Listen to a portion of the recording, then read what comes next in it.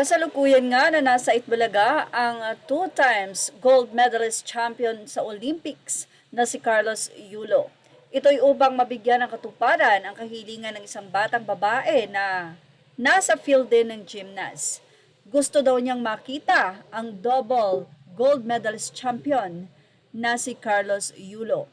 Pinaunlakan naman ni Carlos Yulo ang Itbulaga o ang Dabar Cats na sa kabila ng busy schedule niya ay nagpunta nga doon. Pagpasok nga ni Carlos Yulo ay sobrang nagtilian na nga ang mga viewers or audience. Hindi nila ina-expect na darating ang nasabi nga pong hero or ang isa sa nagbigay ng karangalan dito sa ating bansa. So, say nila, mabuhay ka Carlos, congratulations. Nagbigay din si Carlos Yulo ng advice sa batang babae. Aniya, perseverance, syempre, kumbaga ay tiyaga. Hindi lahat syempre ay madali, paghihirapan, at naniniwala siya na kapag kasayo, darating ang panahon na matutupad mo ang pangarap mo basta magpatuloy ka lang. Yan ang kanyang naging inspiring message. Sabi ng ilang mga netizen, ang galing ng Itbulaga na invite nila si Carlos Yulo at inspiring may natulungan silang gymnastic na bata. So, congratulations. Keep up the great work. We are proud of you, Carlos.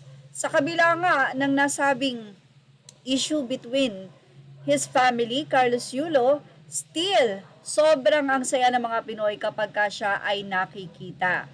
Nagkakaroon ba ng ang mga tao ay na-inspired sa kwento ni Carlos at kapag nakita nyo rin kasi ang pagtsatsaga ni Carlos sa kanyang pagiging gymnastic ay hindi talaga ganong biro. Siyempre, ang mga tao na tumulong sa kanya sa likod ng kanyang tagumpay.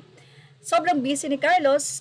Actually, marami ang tumutuligsa sa kanya na sinasabi na buti pa daw ito ay napaunlakan ni Carlos Yulo, samantalang ang mga kapatid ay hindi pa niya nakikita. Siyempre, iba yung pagkikita sa kanila ng mga kapatid niya, no?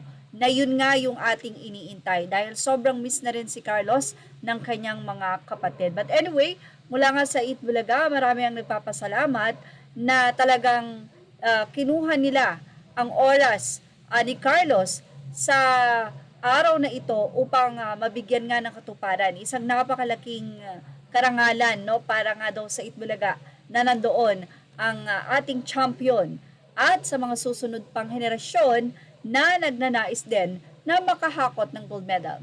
Nagkaroon nga ng mga memes to na talagang parang gusto na lang nilang magpalit ng career, maging gymnast na lang, matapos makita ang mga reward na natanggap ni Carlos dahil sa kanyang panalong ginto. At ayan ang ating Showbiz Now update. Images are all credit to the rightful owners. Thank you for watching Showbiz Now.